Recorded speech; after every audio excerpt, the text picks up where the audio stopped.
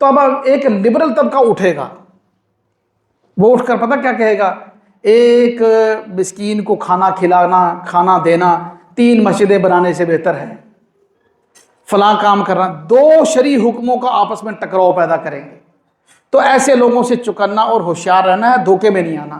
جو اللہ کے احکامات ہیں، غریبوں کی مدد کرنا وہ بھی اللہ کا حکم ہے، حج کرنا وہ بھی اللہ کا حکم ہے، قربانی کرنا اللہ کا حکم ہے، زکوٰۃ دینا اللہ کا حکم ہے۔ ابھی دیکھیے بسنت پر لاکھوں اڑائے لوگوں نے، کسی لبرل کے سانپ سونگ گیا سب کو، کوئی نہیں بولا کہ بھائی 10 لاکھ بسنت پر جو لگایا ہے، 5 لاکھ لگایا ہے، 2 لاکھ لگایا ہے، اس سے بہتر ہے کہ کسی مسکین کو کھانا کھلا دیا جائے، کسی بچی کا گھر بسا دیا جائے، اس کا نکاح، کوئی نہیں بولا۔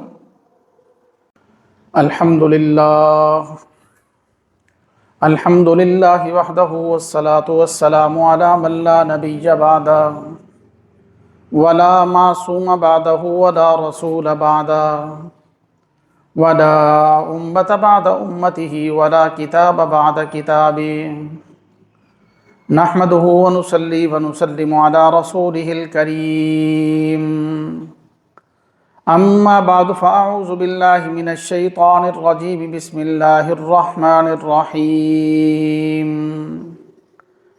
یا ایہا الذین آمنوا هل ادلکم علی تجارت تنجیکم من عذاب علیم، تؤمنون باللہ ورسولہ وتجاہدون فی سبیل اللہ باموالکم وانفسکم، ذالکم خیر لکم ان کنتم تعلمون۔ صدق اللہ مولانا العظیم وبلغنا رسولہ النبی الکریم، ونحن علی ذلک لمن الشاہدین والشاکرین والحمد للہ رب العالمین۔ اللہم صل علی محمد وعلی آل محمد کما صلیت علی ابراہیم وعلی آل ابراہیم انک حمید مجید۔ اللہم بارک علی محمد وعلی آل محمد کما بارکت علی ابراہیم وعلی آل ابراہیم انک حمید مجید۔ لائق صد تکریم و تعظیم، واجب الاحترام، معزز و مکرم دوستوں اور بزرگوں، آج کے اس جمعہ کے بیان میں 2-3 باتیں جو بڑی اہم ہیں قرآن و حدیث کی روشنی میں عرض کرنی ہیں۔ ایک تو رمضان مبارک سے پہلے نبی پاک صلی اللہ علیہ وسلم نے خطبہ ارشاد فرمایا، اس کے اندر جو اپنی امت کے لیے چند باتیں ارشاد فرمائیں جن کا ہم سب کو اہتمام کرنا چاہیے، انشاءاللہ وہ عرض کریں گے۔ اور اس کے ساتھ ساتھ زکوٰۃ جو اللہ پاک جل شانہ کا ایک حکم ہے، فرض ہے، اس کے بارے میں چند بنیادی باتیں عرض کریں گے انشاءاللہ۔ اور ایک اور بڑی اہم بات ہے کہ ان تمام عبادات اور شریعت کے احکام، اللہ اور اس کے رسول کے حکموں پر عمل کرنے کے لیے ہمیں کون کون سی باتوں سے غلط فہمی ہو جاتی ہے، ہم دھوکے میں پڑ جاتے ہیں، ہمیں ان پر چکنا رہنا ہوگا، سمجھداری سے کام لینا ہوگا، اس بارے میں انشاءاللہ عرض کریں گے۔ وقت تو مختصر ہے، توجہ سے سنیں گے انشاءاللہ، اللہ پاک برکت عطا فرمائیں گے، ہماری بات مکمل ہو جائے گی۔ اللہ پاک ہم سب کو عمل کی توفیق نصیب فرمائے۔ میرے محترم دوستوں اور بزرگوں، نبی پاک صلی اللہ علیہ وسلم نے ایک خطبہ ارشاد فرمایا رمضان مبارک سے پہلے۔ بغیر تمہید کے ڈائریکٹ ہم شروع کرتے ہیں تاکہ بات مکمل ہو جائے۔ صحیح ابن خزیمہ حدیث کی ایک کتاب ہے، اس کے اندر صحیح حدیث موجود ہے، 1887 نمبر حدیث ہے، جس کے اندر نبی پاک صلی اللہ علیہ وسلم چند باتیں امت کے لیے خصوصی طور پر ارشاد فرمائیں۔ سب سے پہلے آپ صلی اللہ علیہ وسلم نے ارشاد فرمائی، سب سے پہلی بات، اے لوگو تمہارے اوپر ایک بڑا عظیم مہینہ سایہ کرنے والا ہے۔ آپ نے دیکھو کیسی تشبیہ ارشاد فرمائی، یہ نہیں فرمایا کہ آنے والا ہے مہینہ، گزرنے والا ہے، سایہ کرنے والا ہے۔ سایہ جو ہے نا شفقت کے ساتھ ہوتا ہے، بادل سایہ کرتے ہیں، درخت سایہ کرتے ہیں، سب کچھ اپنے اوپر جھیلتا ہے درخت، دھوپ، اور نیچے والوں کو سایہ فراہم کرتا ہے۔ اس لیے آپ نے لفظ یہ استعمال فرمایا، تمہارے اوپر ایک عظیم مہینہ سایہ کرنے والا ہے جو بہت برکتوں والا ہے، جس میں ایک رات یعنی لیلۃ القدر کی رات 1000 مہینوں سے افضل ہے۔ یہ تو قرآن پاک کی آیت کا بھی مفہوم ہے۔ سورۃ القدر کے اندر بھی بیان 1000 مہینوں سے افضل ہے۔ دوسری بات آپ نے ارشاد فرمائی کہ اے لوگو، اس کے روزے کو اللہ نے تمہارے اوپر فرض فرمایا ہے، رات کے قیام یعنی تراویح کو تمہارے لیے ثواب کی چیز بنایا ہے۔ تو بھائی اس پر بھی ہم نے خصوصی توجہ دینی ہے، رات کا قیام بھی اور دن کا روزہ بھی۔ اور اتفاق سے روزے سردیوں میں آگے ہیں، راتیں بڑی ہیں، نیند کا بھی کوئی مسئلہ نہیں ہے، گرمی کا بھی کوئی مسئلہ نہیں ہے، اور دن کو روزہ رکھنے میں بھی گرمی کا کوئی مسئلہ نہیں ہے۔ مزدور جو فارغ آدمی ہیں اس کے لیے تو پہلے بھی مسئلہ نہیں تھا، جو مزدوری کرنے والوں کے لیے یہ عذر تھا کہ ہم روزی کمانی ہے، روزہ نہیں رکھ سکتے، وہ عذر بناتے ہیں، حالانکہ یہ بھی عذر نہیں ہے، یہ فرض ہے روزہ رکھنا۔ تو اب وہ عذر بھی ختم ہو گیا، مزدوری بھی کی جا سکتی ہے، اتنی گرمی میں شدید روزے نہیں ہیں، روزہ فرض ہے۔ اس کی اہمیت کو اگر ہم سمجھیں تو فرمایا کہ اس کے روزے کو تمہارے اوپر فرض کیا ہے، اور اس کے رات کے قیام یعنی تراویح کو ثواب کی چیز بنایا ہے، تراویح کا بھی ہم لوگ اہتمام کریں۔ اور تیسری چیز ارشاد فرمائی، جو اس مہینے میں کوئی ایک نیکی کرے گا اللہ کا قرب حاصل کرنے کے لیے، یہ میں ترجمہ عرض کر رہا ہوں حدیث پاک کا، جو اس مہینے میں اللہ کا قرب حاصل کرنے کے لیے جو ایک نیکی کرے گا، نفل عمل کرے گا، وہ غیر رمضان کے فرض کے برابر اس کو ثواب ملے گا۔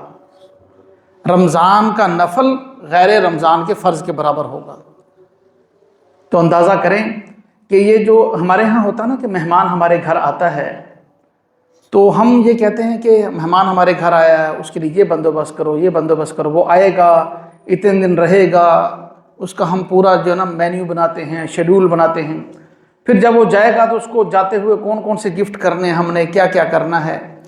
اور کچھ اچھے بھلے مہمان وہ بھی ہوتے ہیں جو آتے ہیں دے کر بھی جاتے ہیں، خود میزبان کو دے کر جاتے ہیں۔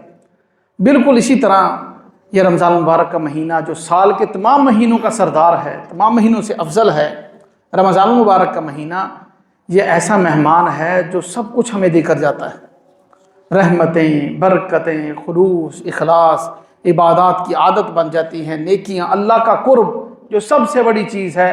رمضان المبارک کا مہینہ ہمیں اللہ کا قرب عطا کر کے جاتا ہے۔ اس مہینے میں سب جو ہے نا بڑا ایک ذوق شوق ہوتا ہے، ایک ماحول بنا ہوتا ہے، روحانیت ہوتی ہے فضا کے اندر بھی۔ تو اس لیے فرمایا کہ اس کا فرض جو ہے نا، اس کا نفل جو ہے وہ غیر رمضان کے فرض کے برابر ہے۔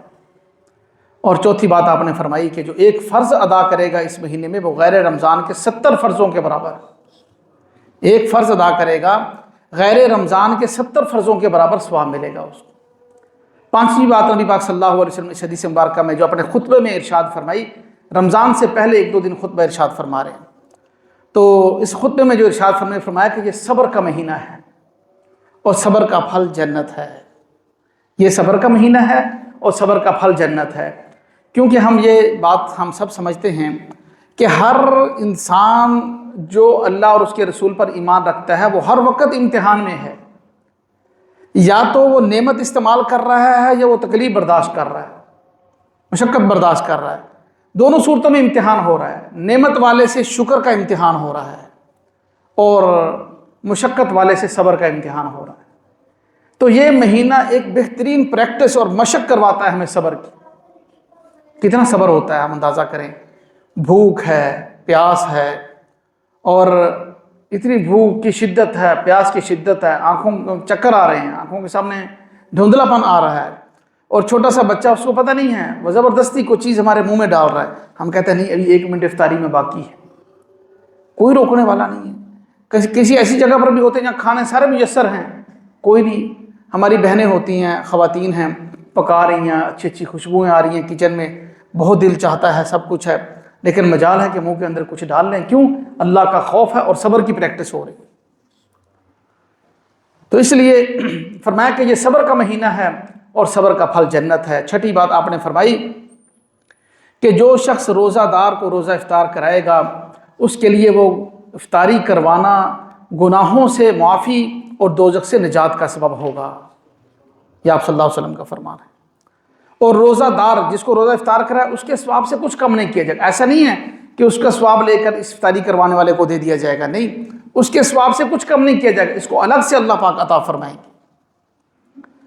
اور پھر صحابہ کرام نے عرض کیا، جو 7ویں بات ہے، صحابہ کرام رضوان اللہ علیہم اجمعین نے عرض کیا یا رسول اللہ کہ ہم میں سے ہر کوئی تو یہ وسعت نہیں رکھتا کہ افطاری کروائے، ہمارے پاس ہر کسی کے پاس تو یہ گنجائش نہیں ہوتی نا کہ افطاری کروائے۔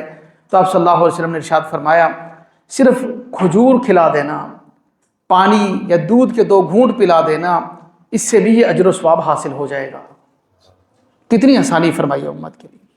ہم تو جو ہے نا دکھاووں کے اندر اور ان چیزوں کے اندر پڑتے ہیں، ہم کہتے ہیں کہ 20-25 ڈشیں نہ ہوں، پتہ نہیں میری پرسنالٹی خراب ہو جائے گی۔ ایسا نہیں ہے، یہ سنت ہے، یہ دین ہے۔ ہمارا دین اتنا آسان ہے جس کی کوئی حد نہیں ہے۔ ہم نے سادگی کو چھوڑ کر نا خود اپنے اوپر مشقتیں ڈالی ہیں، ورنہ دین میں جتنی سادگی ہوگی اتنی ہمارے لیے آسانیاں، دکھاوے میں پڑتے جائیں گے اتنی پریشانیوں کا سبب بنے گا۔ تو اس لیے فرمایا کہ جو ہے ایک کھجور کھلا دینا، پانی کے 2 گھونٹ، دودھ کے 2 گھونٹ پلا دینا، اس سے بھی وہ اجر و ثواب افطاری والا جو ہے وہ حاصل ہو جائے گا۔ 7ویں بات ہے۔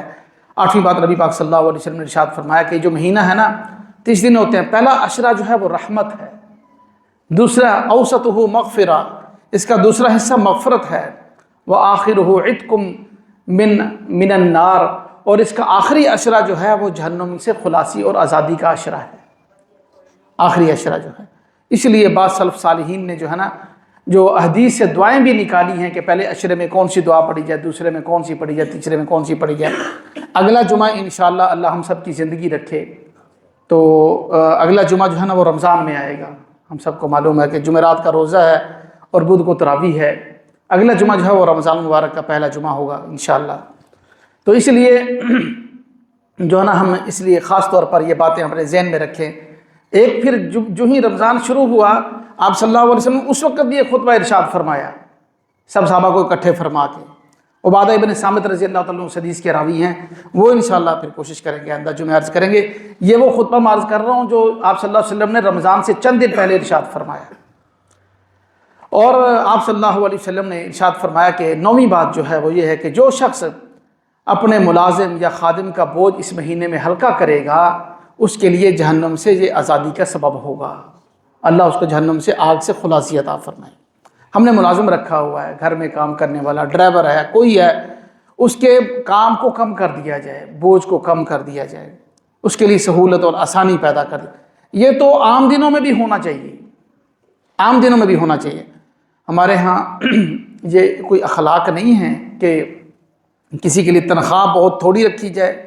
ہم یہ کوشش کریں کہ مجھے ملازم سب سے مارکیٹ میں کم تنخواہ پر ملے، اس کو ہم اپنی ہوشیاری سمجھتے ہیں کہ میں نے سب سے کم تنخواہ پر ملازم رکھا ہے، اور پھر ہم اس کا خون چوس لیں، اس کی جان نکال لیں۔ ہم یہ کوئی اخلاقیات نہیں ہیں، ہمارا اسلام یہ نہیں سکھاتا۔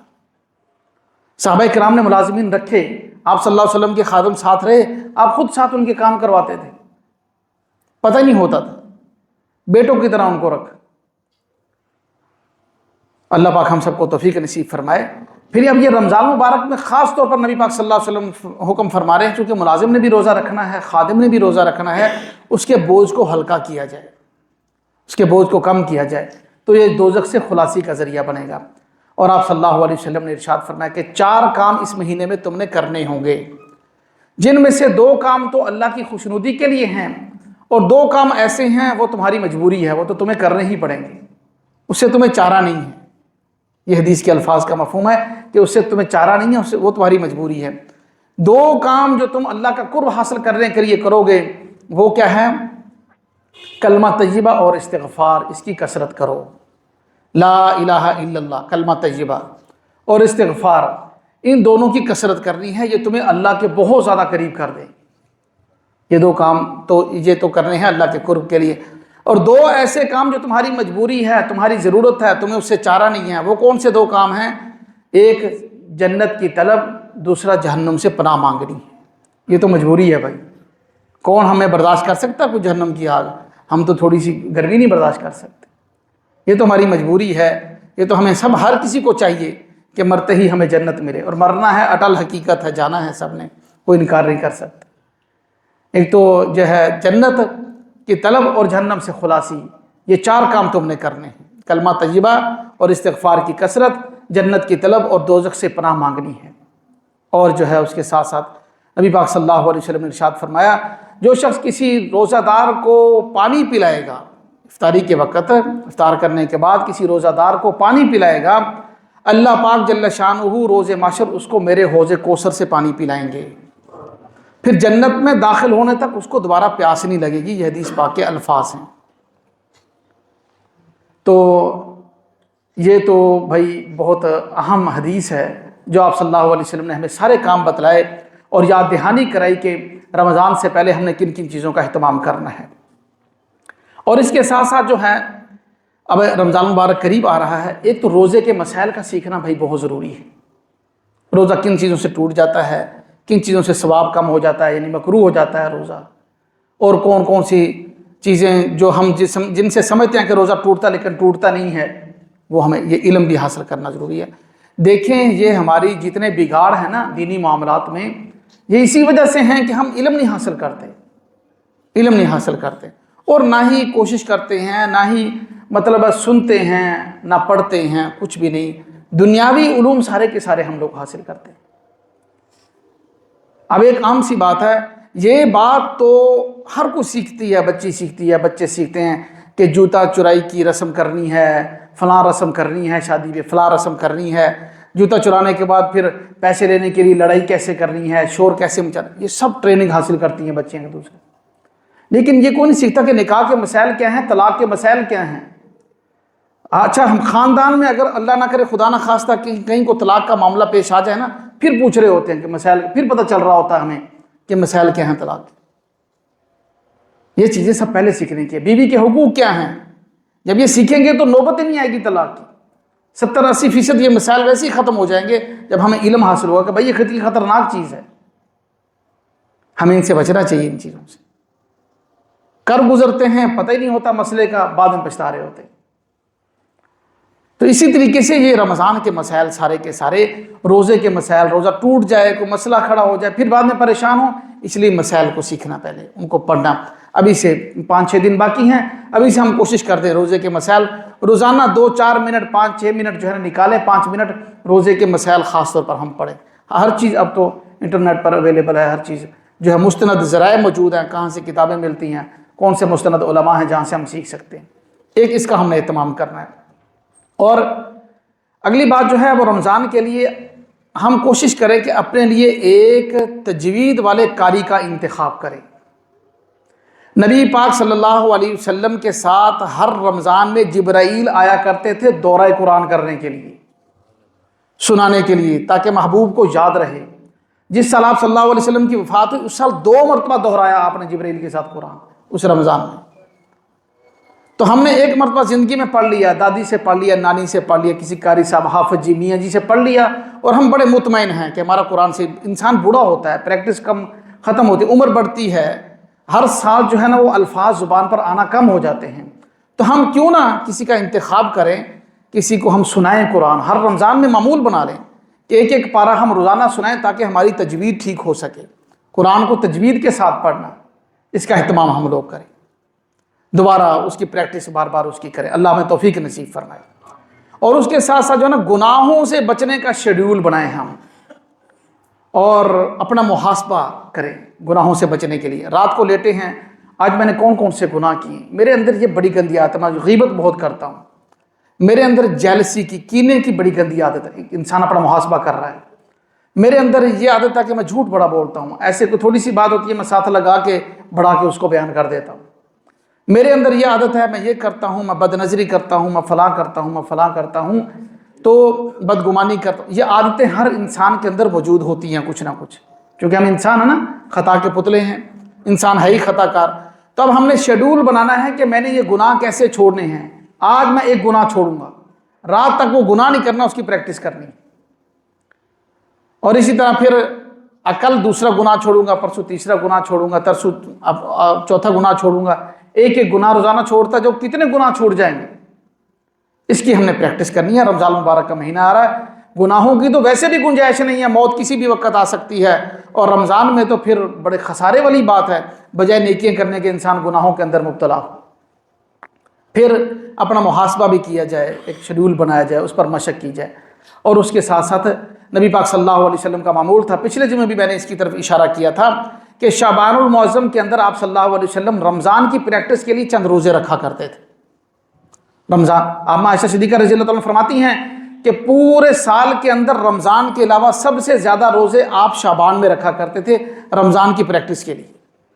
یعنی اتنی اہمیت دی جاتی تھی رمضان کو، اس کے لیے باقاعدہ روزے رکھ رہے ہیں کہ میں نے جب فرض روزے آئیں گے تو اس وقت میری عادت بنی ہوئی ہو، میری باڈی جو ہے وہ اس کے لیے تیار ہو کہ میں فیس کر سکوں روزوں کو، اور چاہے جس قسم کا بھی موسم ہو، کچھ بھی ہو، مشکل کام ہو، آسان کام ہو، میں نے روزہ نہیں چھوڑنا. تو اس کے لیے پہلے آپ روزہ رکھ کے پریکٹس کیا کرتے تھے شعبان میں. ابھی بھی 5-6 دن پڑے ہیں، ابھی بھی ہم روزے رکھ سکتے ہیں، اس کا ہم اہتمام کریں. اور اگلی بات جو ہے وہ رمضان کے لیے ہم نے خاص طور پر کیا کرنا ہے، 29 شعبان کو چاند دیکھنے کا اہتمام کرنا ہے. 29 شعبان کو ویسے بھی امت کو تعلیم دی گئی ہے اس بات کی کہ اپنی تاریخوں کا لحاظ رکھو، حساب رکھو. کیلنڈر بن گئے ہیں، جدید دور ہے، پھر بھی کیلنڈر ختم ہو جائیں، سب کچھ ختم ہو جائے، جدید آلات ختم ہو جائیں، ہمیں اپنی تاریخوں کا حساب ہونا چاہیے، اپنی تاریخ کو محفوظ رکھنا چاہیے. اس کے لیے اسلامی تاریخ 29 کو، ہر مہینے کی 29 کو ہمیں چاند دیکھنا چاہیے، چاہے وہ 30 کو نظر آئے. تو اگر اب پتہ بھی چل جاتا ہے، جیسے اب تقریباً کنفرم ہے کہ جمعرات کا روزہ ہوگا، تقریباً جدید آلات آ گئے ہیں نا، لیکن ہمیں پھر بھی ہم نے اللہ اور اس کے رسول پر حکم پر عمل کرنا ہے اور اس کا اہتمام کرنا ہے تاکہ جو ہمیں ثواب مل جائے. 29 کو چاند دیکھنے کا اہتمام کرنا کہ اللہ کو شوق دکھانا ہے کہ ہم نے جو ہے، ہمیں رمضان کا بڑا انتظار ہے، ہم مہمان کے انتظار کے اندر، اس بات کا اہتمام کیا جائے. اور اس کے ساتھ ساتھ رمضان تک ہم پہنچ جائیں، یہ بھی حدیث پاک کے اندر دعا ہے، اللہم بارک لنا فی رجب و شعبان و بلغنا رمضان. آپ صلی اللہ علیہ وسلم کی دعا ہوتی تھی، رجب سے ہی 2 مہینے پہلے آپ صلی اللہ علیہ وسلم اس دعا کا اہتمام شروع فرما دیتے تھے. اللہم بارک لنا فی رجب و شعبان و بلغنا رمضان. یا اللہ رجب اور شعبان کے اندر ہمیں برکت دے اور رمضان تک ہمیں پہنچا دے. دعا کا بھی ہم اہتمام کریں، یا اللہ رمضان تک ہم خیر و عافیت سے پہنچ جائیں، اور پھر رمضان آ جائے وہ صحیح سلامت گزر جائے، کوئی بیمار نہ ہو، ہمارا روزہ نہ چھوٹے، ہم سے کوئی گناہ نہ ہو، ہم ساری نیکیاں ہم جو ہے وہ پوری کریں. اس لیے جو ہے نا اس کا بھی ہم لوگ جو ہے وہ اہتمام کریں. اللہ ہمیں توفیق نصیب فرمائے. ایک تو بھئی یہ رمضان کے متعلق. اب دوسری چیز آ گئی زکوٰۃ. میں نے عرض کیا شروع خطبے میں ہی زکوٰۃ کے بارے میں کہ زکوٰۃ جو ہے نا اس کا لغوی معنی ہوتا ہے پاکیزگی، پاکی حاصل کرنا. اور اصطلاح کے اندر، شریعت کے اندر کہتے ہیں کہ اپنے مال میں سے معین مال، مخصوص مقدار جو ہے کسی مخصوص شخص کو مالک بنانا. یہ تعریف سن لیں، اس تعریف کے اندر ہی ہمارے سوالات اور جوابات سارے حل ہو جاتے ہیں. اپنے مخصوص مال کا مخصوص شخص کو مالک بنانا یہ ذہن میں رکھیں، یہ ہے زکوٰۃ. اور یہ قرآن کا حکم ہے. اللہ پاک جل شانہ نے 82 مرتبہ قرآن پاک میں نماز کے ساتھ زکوٰۃ کا ذکر کیا ہے. الگ سے جو ذکر کیا وہ الگ ہے، نماز کی اہمیت کے ساتھ ساتھ زکوٰۃ کی اہمیت کو بتلانے کے لیے اقیموا الصلاۃ وآتوا الزکاۃ، نماز کے ساتھ زکوٰۃ کا حکم دیا ہے. تاوان نہیں ہے، ٹیکس نہیں ہے، یہ معاشرے میں مساوات اور برابری رکھنے کے لیے اللہ اور اس کے رسول کا ایک حکم ہے. اسی کے دیے ہوئے مال میں سے ہمیں اللہ پاک جل شانہ نے یہاں پر جو ڈسٹریبیوٹر بنا کر بھیجا ہے، قاسم، تقسیم کرنے والا بنا کر بھیجا ہے. جو مال ہمارے پاس آیا ہے ہم نے دوسروں کے ساتھ مل کر اس کو استعمال کرنا ہے. تو یہ زکوٰۃ کا نظام جو ہے اسلام کا یہ پاکیزہ نظام ہے.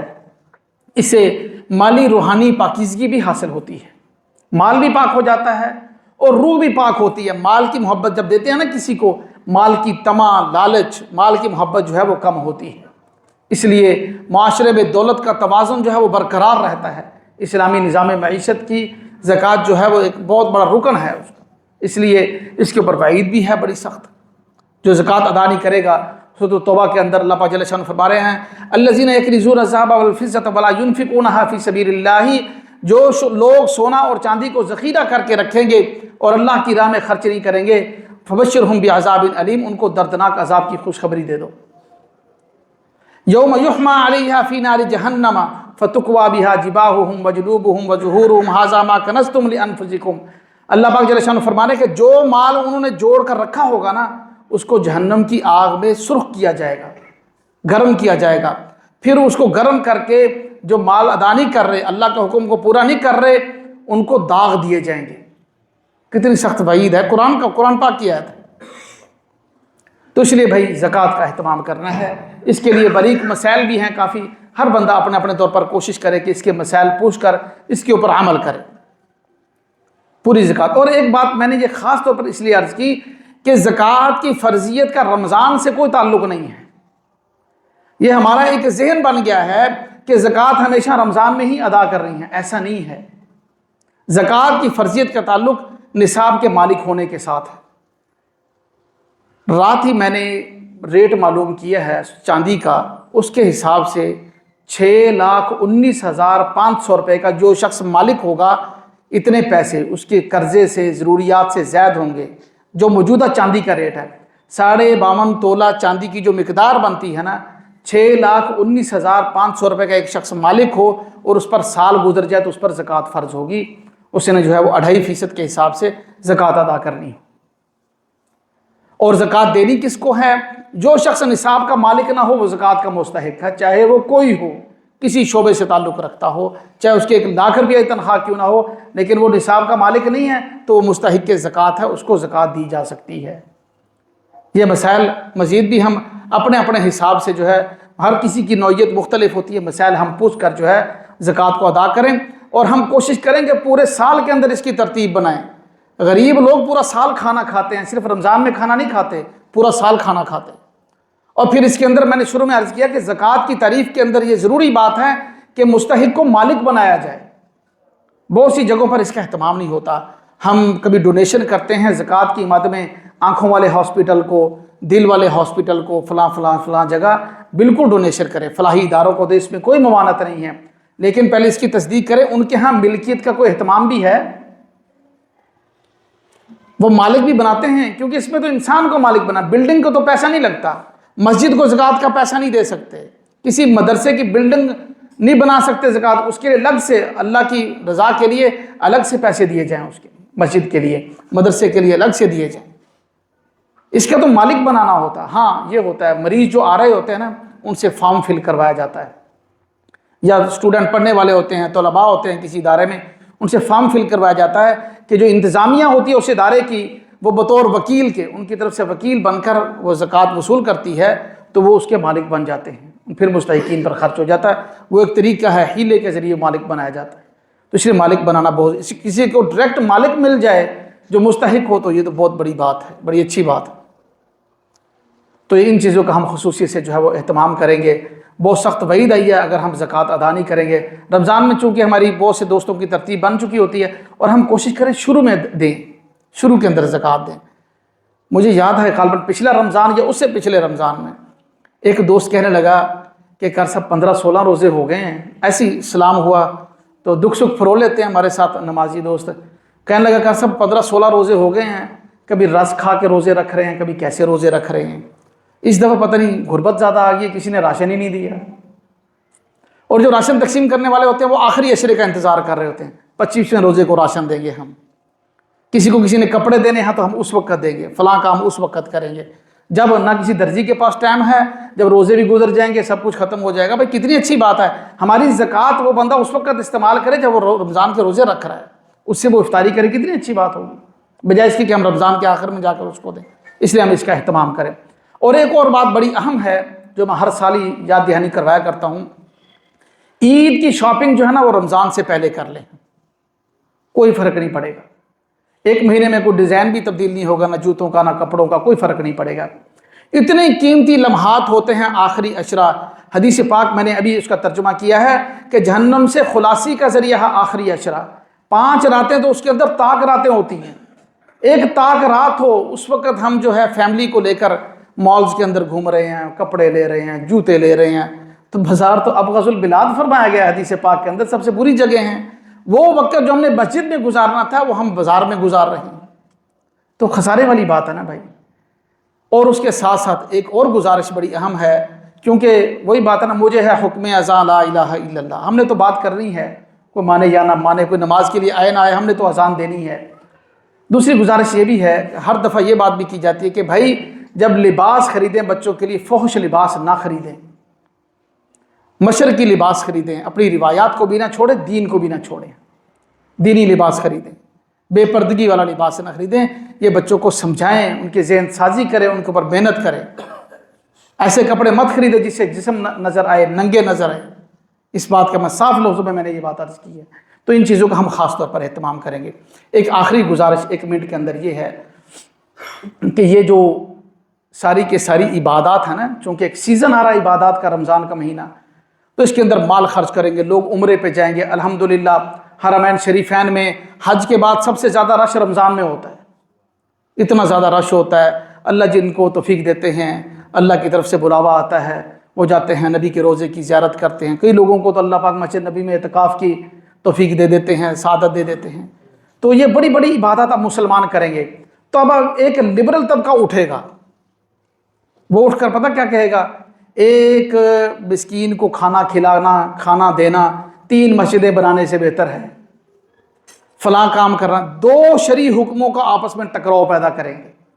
तो ऐसे लोगों से चुकन्ना और होशियार रहना है, धोखे में नहीं आना।